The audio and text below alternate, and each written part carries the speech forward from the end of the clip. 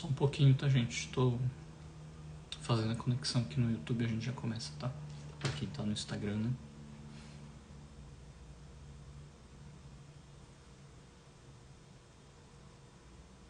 Tudo bem, Nath?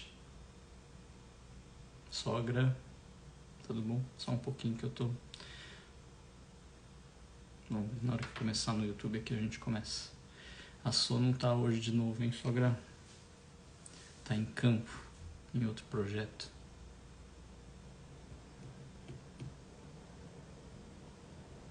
Pronto.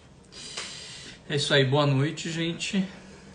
O pessoal que entrou um pouquinho antes já tá sabendo, a Sô tá em outro projeto hoje de novo. Peço desculpas aí que semana passada a gente resolveu, meio de última hora, descansar e a gente está num ritmo meio acelerado aí com um projeto diferente e é muita coisa diferente que a gente está aprendendo, então acaba que a gente fica um pouquinho mais cansado, né? Bom, vamos lá. O tema de hoje é sobre... Depois eu vou explicar direitinho o porquê desse tema, né, que eu escolhi hoje. Mas sobre princípios homeopáticos, a gente vai falar particularmente hoje de um princípio homeopático que chama Lei dos Semelhantes, tá bom? E aí eu coloquei ali, né, funciona? Como? Quando? Por quê? Né? Onde? Então vamos lá. Deixa eu passar o trem aqui. A gente mora perto do trem, eu esqueci de fechar a sacada aqui.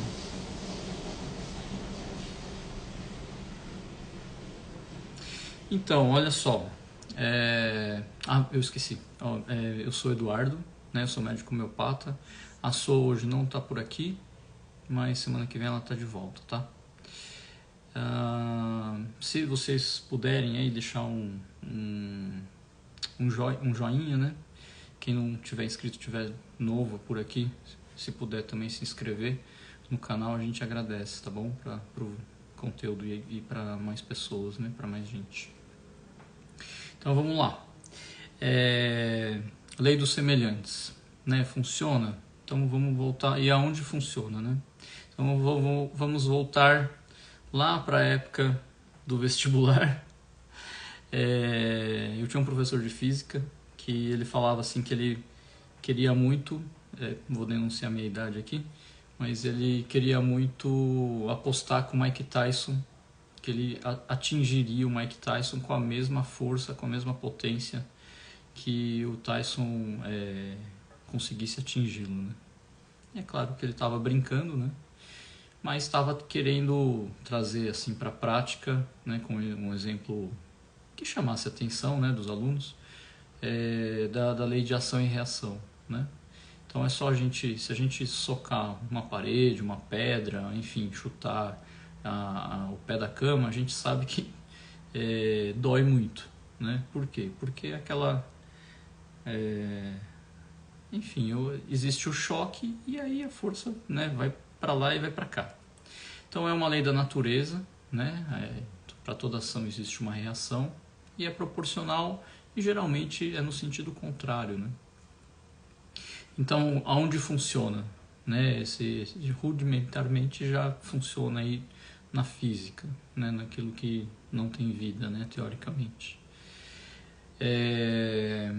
A partir do momento que a gente já vai sair aí do reino mineral, né? Vamos dizer aí do inanimado, e a gente, né, com duas pedras se chocando, por exemplo, ou dois corpos, né? Se for dois corpos celestes, enfim, trazendo mais para perto aqui.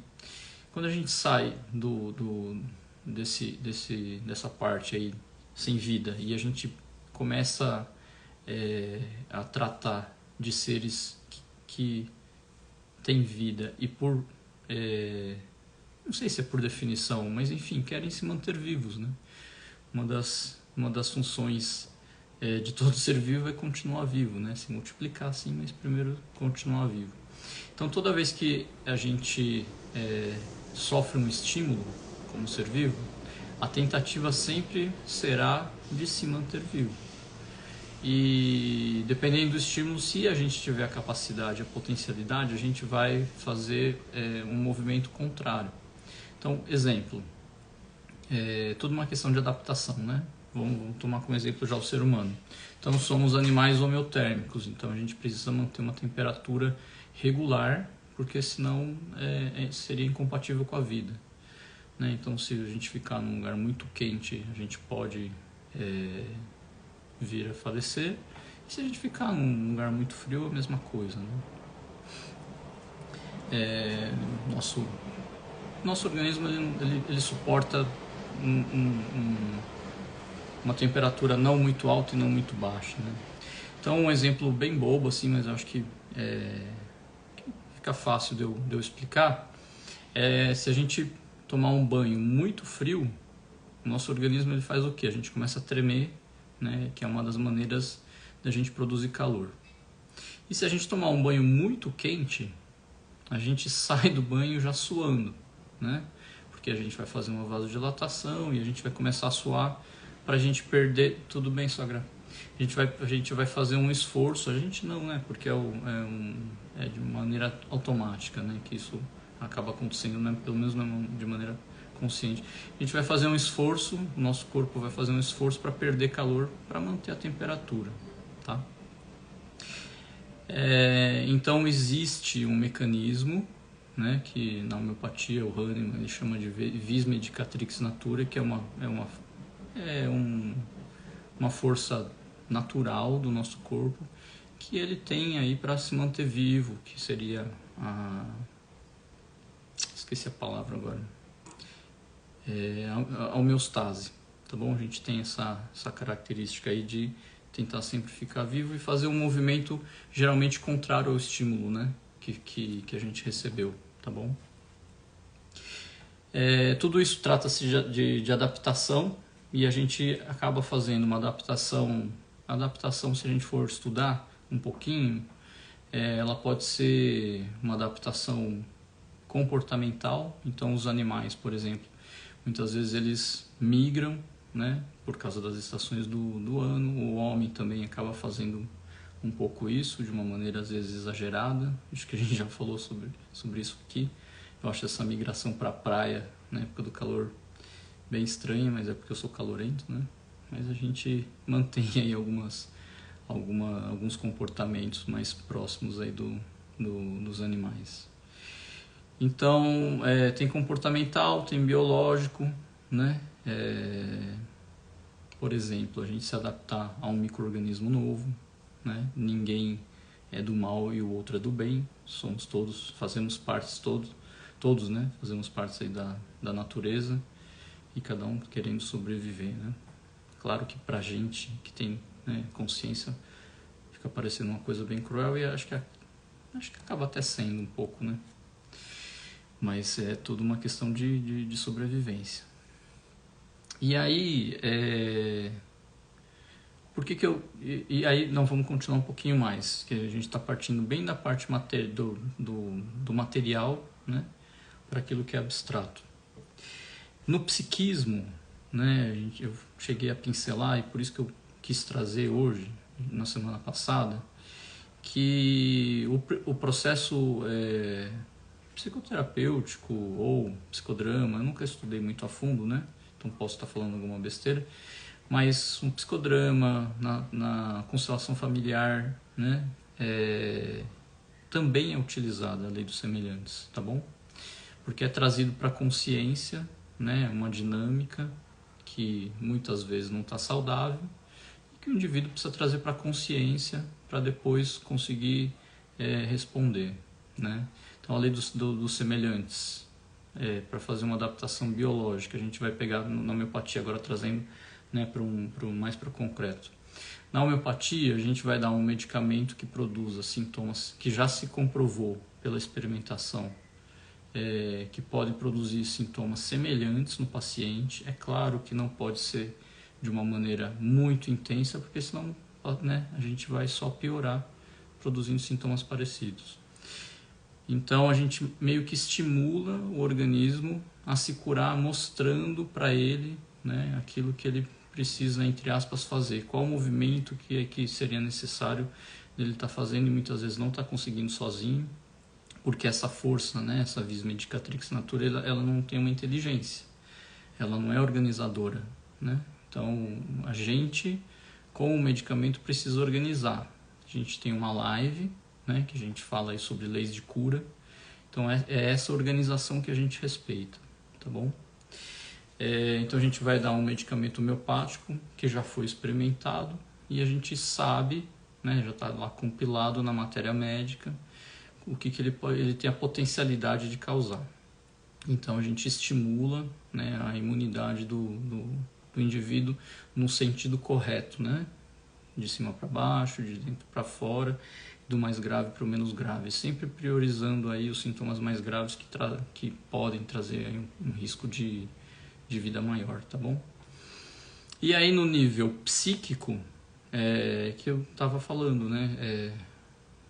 O Freud, né, comenta isso, que durante o processo lá de psicanálise, né, essa transferência, contra-transferência, né, entre o paciente e o psiquiatra, muitas vezes é trazido aí para a consciência uma situação que gerou algum complexo, enfim. E isso pode ser trabalhado. Na homeopatia a gente trabalha com medicamento, né, na psiquiatria ou na terapia, enfim.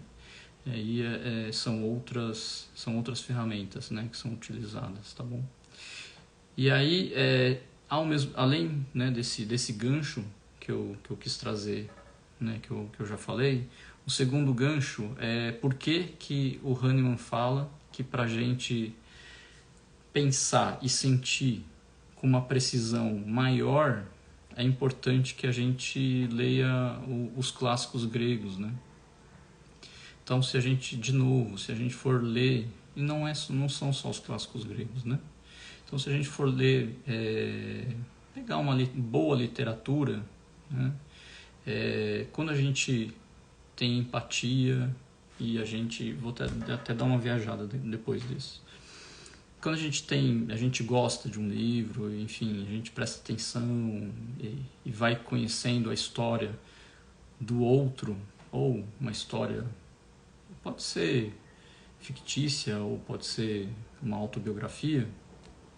Toda vez que a gente conhece melhor o outro, a gente acaba, por semelhança também, né, muitas vezes enxergando aquilo que a gente pode estar fazendo de uma maneira equivocada, né, e da mesma maneira a gente acaba indo para um caminho mais saudável, né, se a gente consegue enxergar aquela dinâmica que a gente está fazendo que não está de acordo, não está equilibrado, de novo, equilibrado para a gente, né? Cada um é cada um, né? E esse parâmetro muda um pouquinho, tá bom? Agora vem a parte da viagem, que é a parte mais estratosférica, sei lá, mais abstrata ainda. Na minha opinião, é claro, né? Sempre a gente vai falar da nossa opinião, não tem como ser diferente. Nas religiões, todas as vezes, não sei se todas as vezes é forte falar, mas a grande maioria das religiões, elas vão priorizar a caridade, né? Ninguém é santo, todo mundo erra, né? Mas o fato da gente ter empatia, o fato da gente se preocupar com o próximo, não faz a gente virar santo, mas faz com que a gente tenha, pelo menos, faz com que a gente tenha mais de uma vivência. Se a gente é egoísta e a gente acaba ficando só com as nossas experiências de vida, só com o nosso temperamento, né, fica um mundo e uma experiência de vida muito mais restrita, né, se você tiver empatia pelo seu semelhante. Então, de novo, né, essa lei dos semelhantes, ela acaba permeando tudo, porque é a maneira mais rápida da gente crescer, né? Experimenta, que nem eu estava falando aqui no começo, vamos aproveitar o gancho, experimenta tentar aprender uma coisa totalmente diferente daquilo que você conhece. é árduo, né? A gente acaba sofrendo, né? E se vem alguém nesse curso que a gente tem feito, sempre que vem alguém faz uma analogia, ou seja, traz de uma experiência que é comum, né? Que é semelhante, para uma dinâmica que é para uma linguagem diferente, né? Que a gente está estudando, a curva de aprendizagem dá uma guinada, né?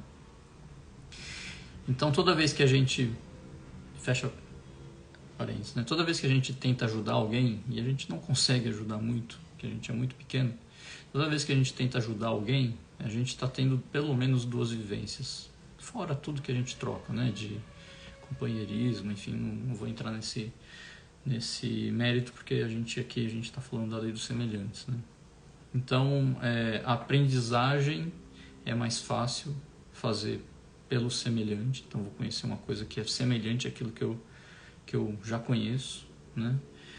A pedagogia moderna, até onde eu sei, prioriza isso. É muito mais fácil, ao invés de você tentar ensinar à força um indivíduo, é muito mais fácil você trazer para o mundo dele aquilo que ele já conhece. E se você sabe, né, e tem um conhecimento suficiente para ensinar de verdade aquela matéria, você vai conseguir traduzir para o outro indivíduo aquilo que você deseja ensinar, né, com outras palavras, com as palavras do outro, né, e aí acaba ficando um aprendizado mais rico, mais fácil, mais rápido, né. Então é isso. Na verdade, o que eu queria trazer hoje foi rápido. Então eu vou começar a ler as mensagens, mas é isso. A lei dos semelhantes, ela não é só da homeopatia. Não é uma viagem, né? Pelo menos na nossa visão. Ela é uma lei que se aplica, por isso que chama lei, né? Então ela se aplica a tudo. Desde, né, do reino mineral, reino vegetal também. E aí, quando a gente vai para o ser humano, que é o ser vivo que tem consciência e tem racional, né, teoricamente, consegue pensar, consegue comparar, e geralmente o pensamento, né, e a aprendizagem vem pelo semelhante, a gente vai vendo que essa adaptação toda, né, ela ocorre de uma maneira muito mais rápida, né. Eu quis falar só, né, da lei, desse princípio que é da lei dos semelhantes, mas vocês viram que não tem como falar dos outros princípios, não tem como não falar deles, né? Então, a gente já falou um pouquinho, é claro que de maneira muito superficial, mas a gente falou um pouquinho de vitalismo. Então, é um ser vivo, né? Não adianta a gente tentar fazer a mesma coisa e ter atitudes parecidas com o que a gente tem num tubo de ensaio, porque a gente está lidando com um ser vivo. Então, muito mal colocado, mas seria um pouquinho do vitalismo, tá bom? Falamos de experimentação não menção, quando eu falei da matéria médica, né, que a gente já sabe o que o medicamento tem a potencialidade de desencadear aí de sintomas, né, num paciente, tá bom? Na gente, né, e no paciente. E então é isso. Deixa eu ver aqui se o pessoal, se vocês puderem mandar. O tema hoje era mais curto. E aí, eu não completei, né? Leia muito. Toda vez que a gente lê, para quem é mais extrovertido, relacione-se muito, né? Conheça novas pessoas, novos lugares. Enfim, o seu jeito de crescer é um pouco diferente do meu, mas é tão enriquecedor quanto qualquer outro, né? De qualquer outro temperamento. O meu seria mais ficar lendo. Então, quem é mais introvertido, pega um livro, lê, pega autobiografia, pega, né, desses grandes personagens da história, que não são perfeitos. Se você for ver a autobiografia aí do Gandhi, do Mandela, enfim, eles tiveram essas lutas, né? Você vai ler poemas, você vê que Drummond, todos eles tiveram angústias profundas aí, então, só que eles conseguiram traduzir, né? Isso aí é bem legal, quando a gente consegue entender, né, o que e eles conseguem traduzir muito bem, por isso que são grandes escritores. A gente acaba, por semelhança, meio que se curando, né? Quem tiver com alguma culpa, leia Crime e Castigo, acho que é do Dostoiévski, que eu sempre confundo. E, enfim, leia os poemas se forem mais curtos. Tem Haikai, que é super curtinho, que traduz, né? Dá pra pensar em um monte de coisa, né? Esses poemas japoneses. Então, não é só é a boa literatura, né? Toda boa literatura também vai funcionar aí como pela lei dos semelhantes, você se assemelhando e se diferenciando ao mesmo tempo, né? E crescendo. Deixa eu ver aqui se alguém... Rosa Bressan, boa noite. Vitória Polatti, tudo bem? Vitória Ação. A Sandra entrou. A Nath falou tem que descansar mesmo. Obrigado, Nath. Obrigado pela compreensão. Estava num ritmo bem... A gente ainda está num ritmo bem forte aqui, mas acho que vai ser legal. Vitória, boa noite. Vou assistir a live amanhã. Hoje tem um compromisso. Pô, tá ótimo. Obrigado pela presença. E bom proveito, bom divertimento. Boa diversão.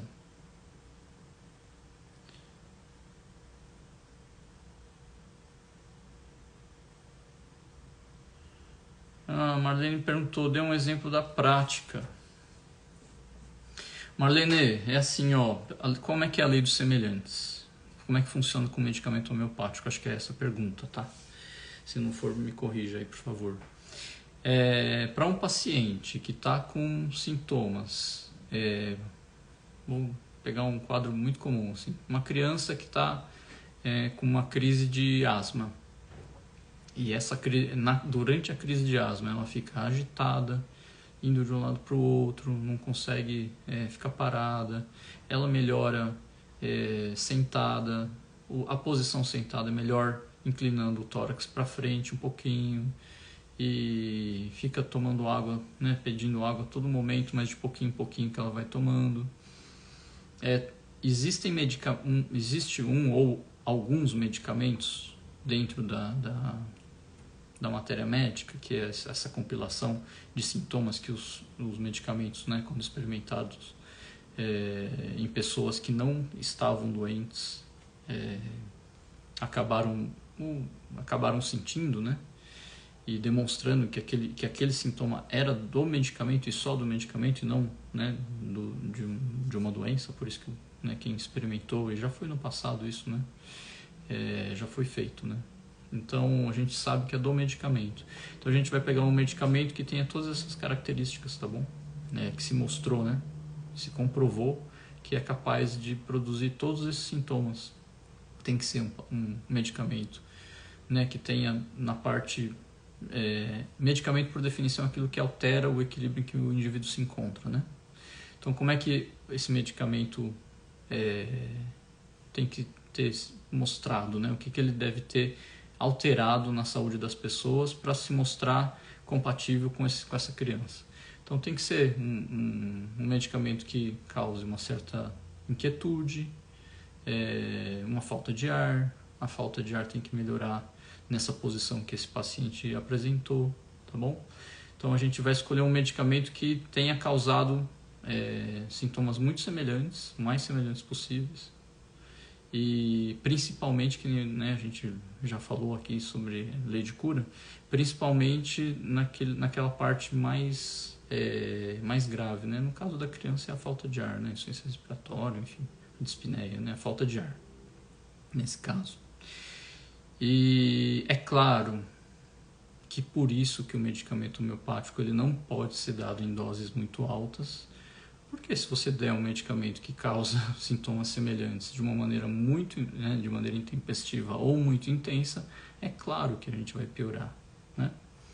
Então tem que ser dado da maneira correta, para só estimular, ser o suficiente para estimular o próprio indivíduo aí por essa lei da natureza, tá bom?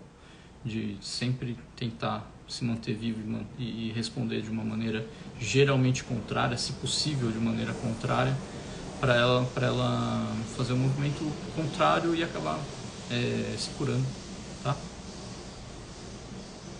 Espero que eu tenha respondido aí. A Marlene falou, a gente aprende observando o outro, isso. A Silvia falou, tudo muda quando a gente se coloca no lugar das outras pessoas. Pô, perfeito. Então, que nem eu estava falando, é muito difícil da gente aprender pelo contrário ou pelo diferente. Não precisa nem ser contrário.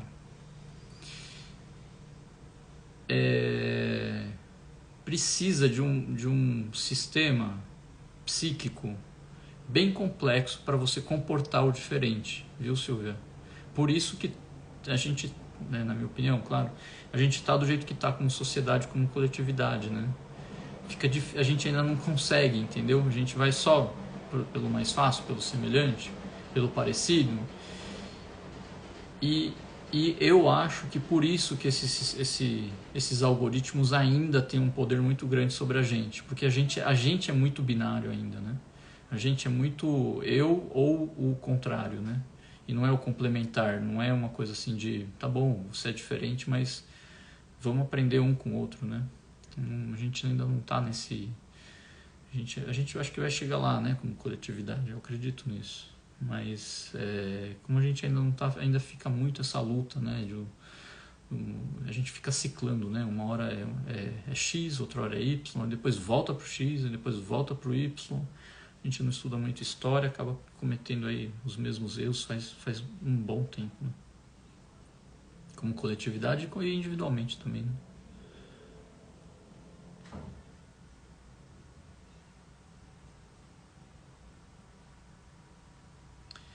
É isso aí.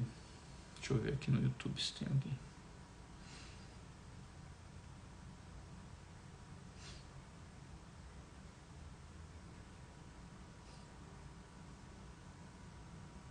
Eduardo. Xará. Sempre muito boas suas explicações. Nos vemos no mês que vem. Legal. A gente se vê sim. Obrigado, tenha uma boa noite. Abraço à família. Obrigado, Eduardo. Valeu. É isso aí, gente. Se não tiver mais ninguém, acho que o recado que eu tinha para passar hoje, acho que era esse. Muito obrigado pela explicação, a Dani, sobre a administração do medicamento. Isso chama atenção para a automedicação. Pô, perfeito. É isso. Qual o grande problema da automedicação? Do mesmo jeito que um psicólogo, né, não consegue fazer a própria terapia, porque o que acontece? A gente tem a nossa visão, o nosso campo de visão é mais ou menos 180 graus, vai. A gente tem muito ponto cego. Imagina no psiquismo, né? Inconsciente é tudo aquilo que a gente não conhece, vamos dizer assim. Uma explicação rasa, vai. E o que a gente conhece é o consciente, vamos dizer assim, vamos dar essa definição meio boba, né? O que a gente não conhece é muito maior do que o que a gente conhece. Então a gente ter